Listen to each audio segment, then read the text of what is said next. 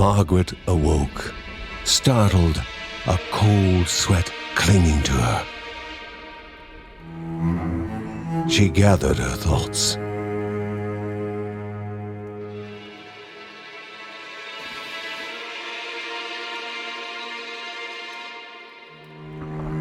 Aged wood creaked, echoing through the quiet rooms.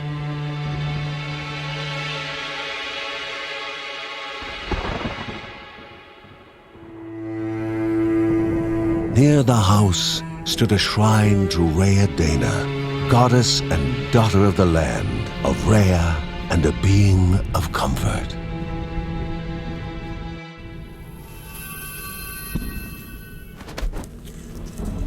Margaret sought answers.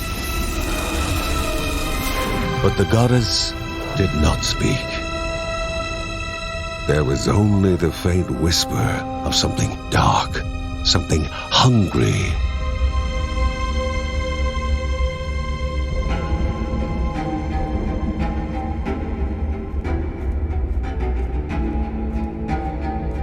The old seer's bones felt the weight of their age as she climbed.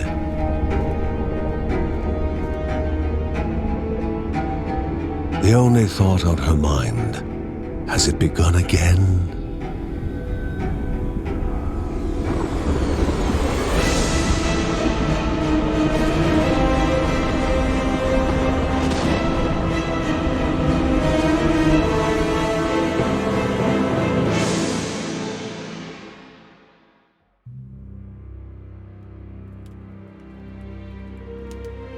John's mission would be a simple one. He was to investigate Rhea's greatest shrine. His mother presented him with a fresh divinity shard.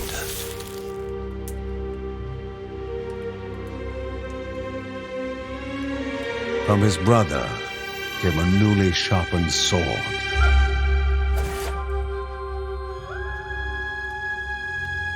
His wife gave him a kiss, and his daughter's hugs were full of reason to return home safe.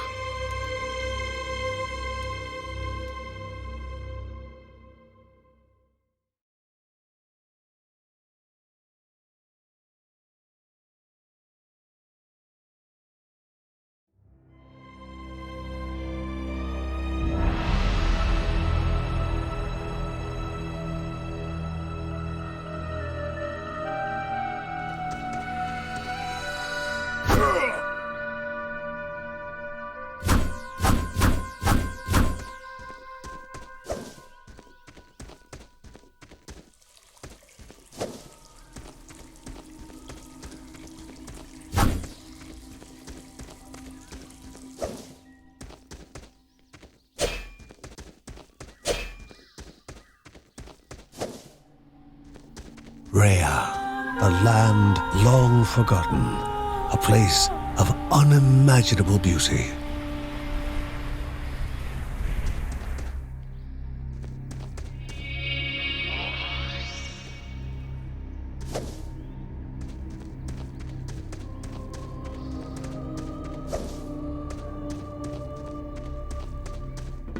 It first appeared as sludge given life.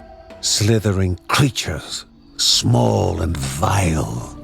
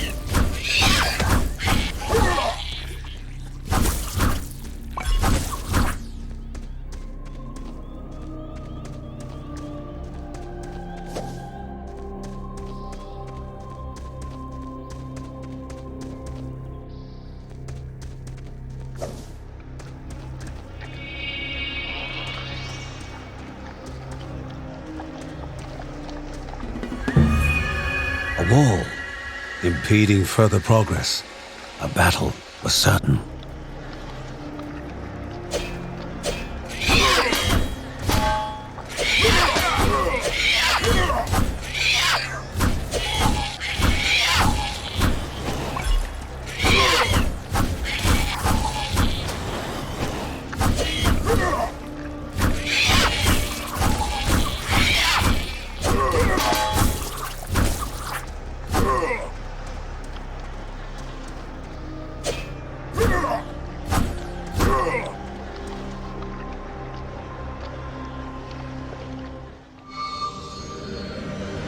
Banished by light itself, the corruption abated, leaving the shard cold in hand, dark, in need of life.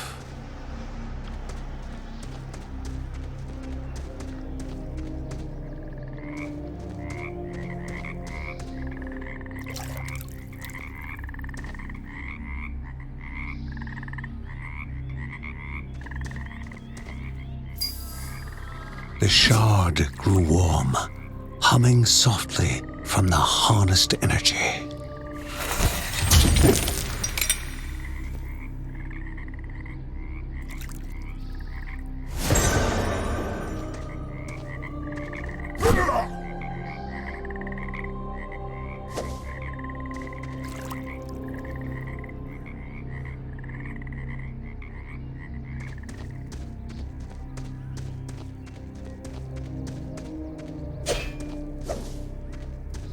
Before him was now one more dangerous than those that came before.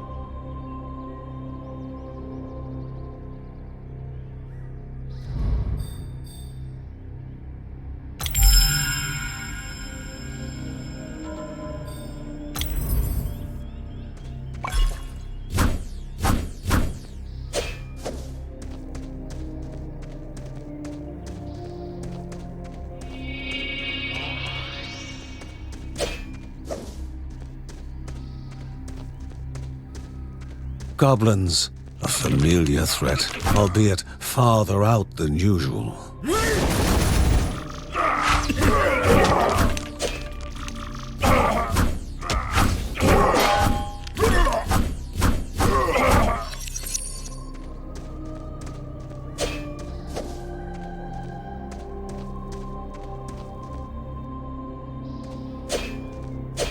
Magnificent, but dangerous, a land of love found and of love lost.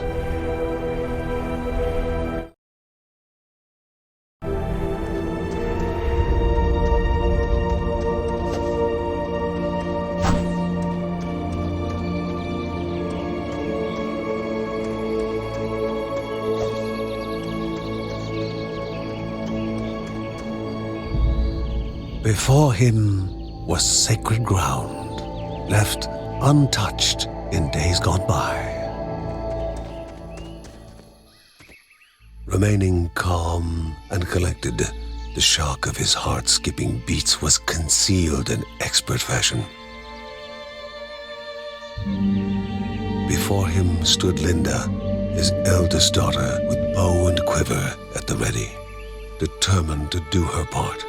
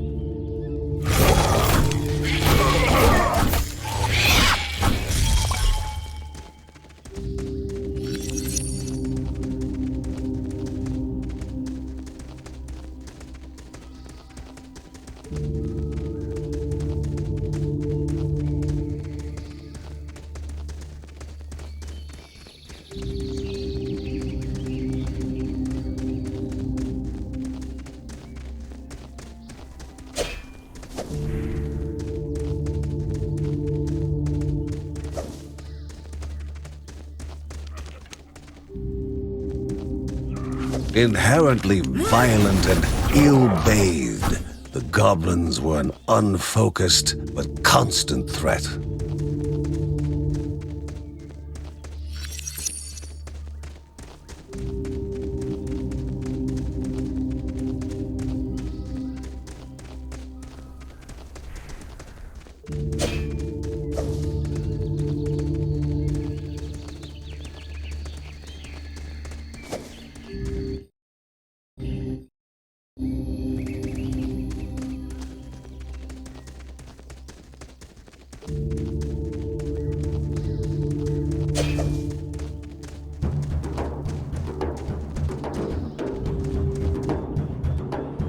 Before, the Guardians were not beasts feeding, but monsters consuming, destroying others. They corrupted and distorted, creating even more hungry husks.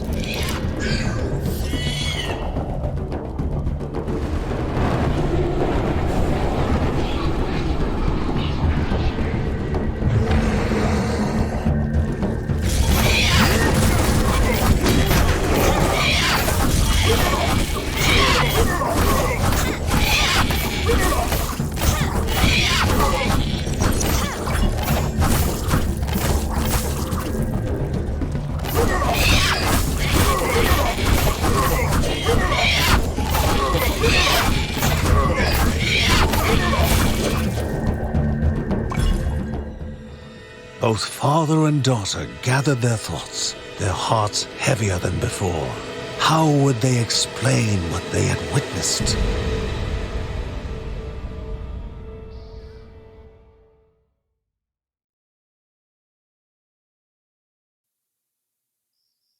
The ancient tree had been cut down. Together, father and daughter described the horror, the creatures dripping with decay that slithered into bodies stuck between life and death to bolster their ranks. Grandma Margaret confirmed what they all feared. It was the corruption, a cruel entity spoken of only with hushed voices, an ocean of darkness that flowed from the top of Mount Morta. And the Bergsons' duty was to stand against this devouring deluge of death. Kevin was also eager to do his part in the family's fight, especially when his older brother Mark was off somewhere. He was as much a guardian of their mountain home as any of them. She stood. If they were to reach the summit and destroy this evil, as the Bergsons of old had done in the past, they would need the assistance of the sanctuary.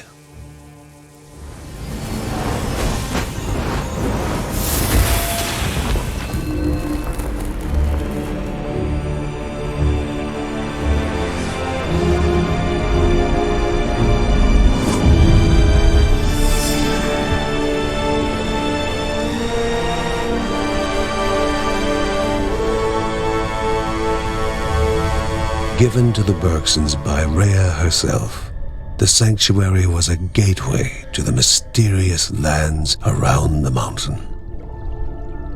Margaret pointed to the huge crystal at the center of the den, revealing their next task: to activate it and open the way to the source of the corruption. And once Rhea's 3 spirits are gathered on the grounds, the only gate to the top of Mount Morta will open in this chamber. By himself, or with the assistance of those who loved him, John needed to gather the 3 spirits from their lands. Without them, he would not be able to stem the flow of the corruption.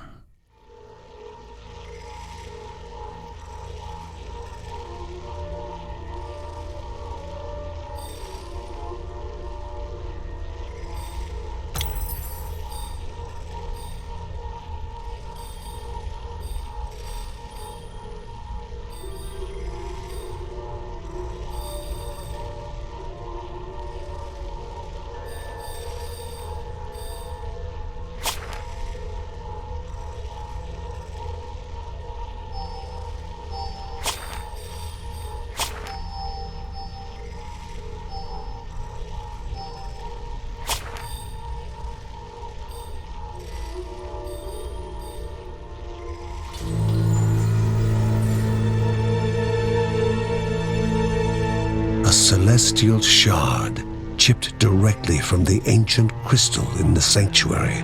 It would be the Bergsons' lifeline, a tether to pull them back home before death's fateful whisper.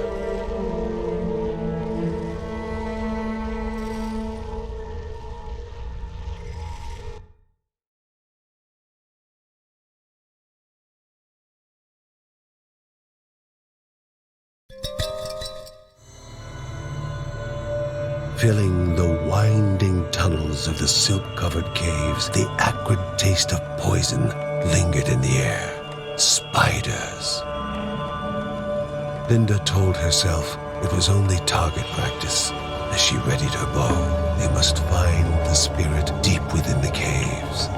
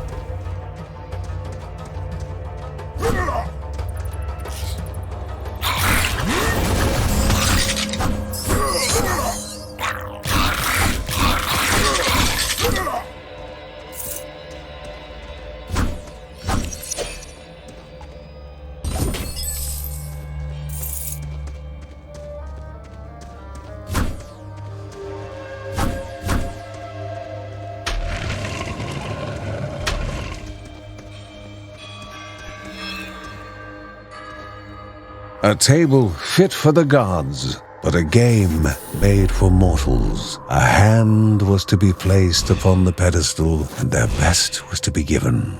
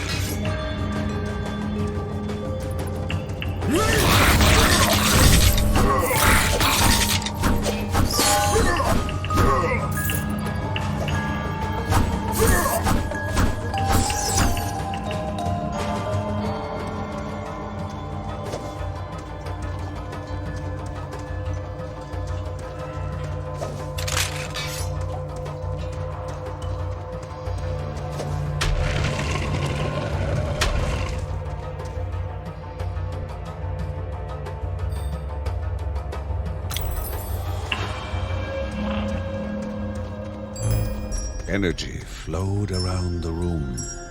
Before the hero, an object of the divine.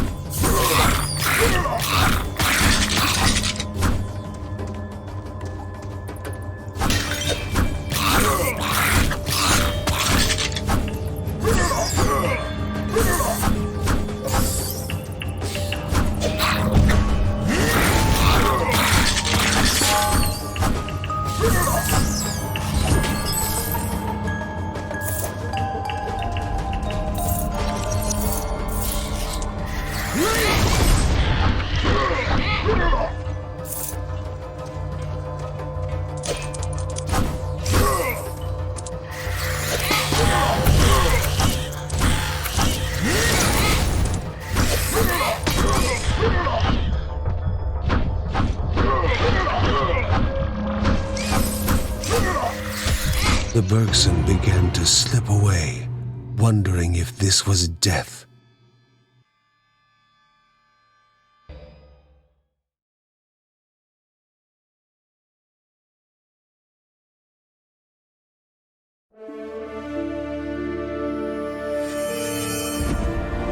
They gasped for air as the celestial shard brought them back, a sensation no hero could become accustomed to.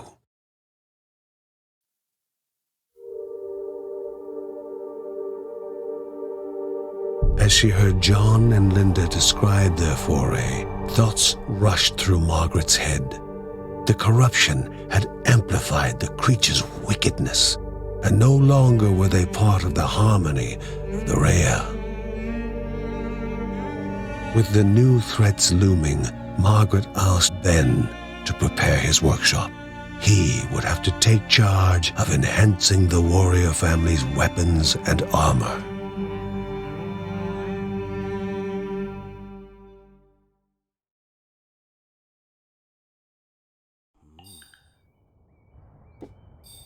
Uncle Ben reached out to the familiar warmth of the forge. If they were to reach the top of Mount Morta, their equipment would need to be of the highest quality.